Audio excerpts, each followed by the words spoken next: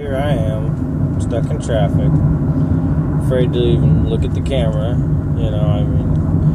I got out my phone, I blinked at it, I looked at it, I hit the camera button, and I hit record. So I've been recording stuff, it's ready to go, but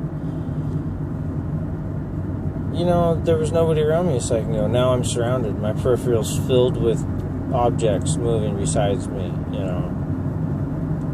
There's always deer, where I live, constant paranoia of things jumping out of nowhere. So I don't understand living in the city and not stopping for a school bus, or not stopping when it says do not block this intersection before the intersection, or any intersection. You don't stop in one. Why would you do it at a road where there's no way for emergency personnel to get through in the event of red lights flashing? It's gridlock and they can't turn down the side road because everybody's blocking it. Like, who's not paying attention to the rules of the road?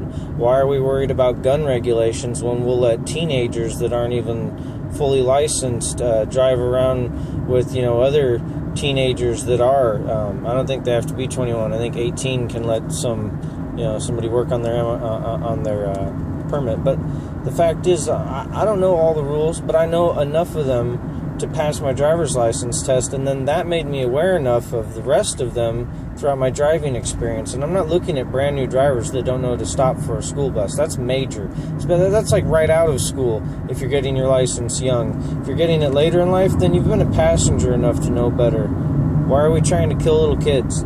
Why is drunk driving still the number one death of children in America? Drunk drivers, alcohol.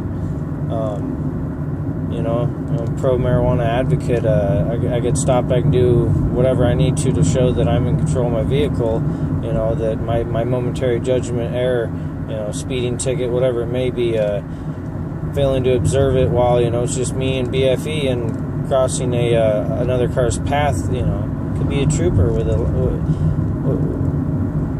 the point being that you don't speed outside of large open areas, traffic flows that are going with that volume, or there's just no volume of traffic to understand you should slow down sometimes just because it's open roads.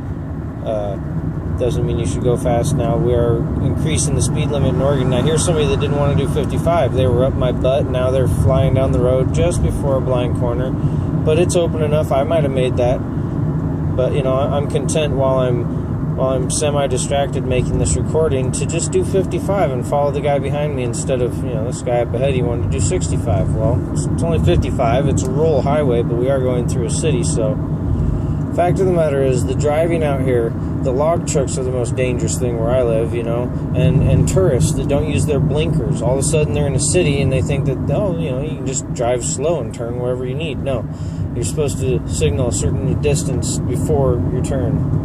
100 yards, I couldn't say that. That's kind of far in a small city where there's a road to turn down every other block. You try to do it the road before, as you pass one, turn it on before the next. Some people just etiquette, for driving. It's really important. There's people's lives at stake. I'm not going to tell people how to eat, what fork to use. Etiquette's kind of out of control. Being PC. How about just being respectful to everybody, especially when there's people's lives involved.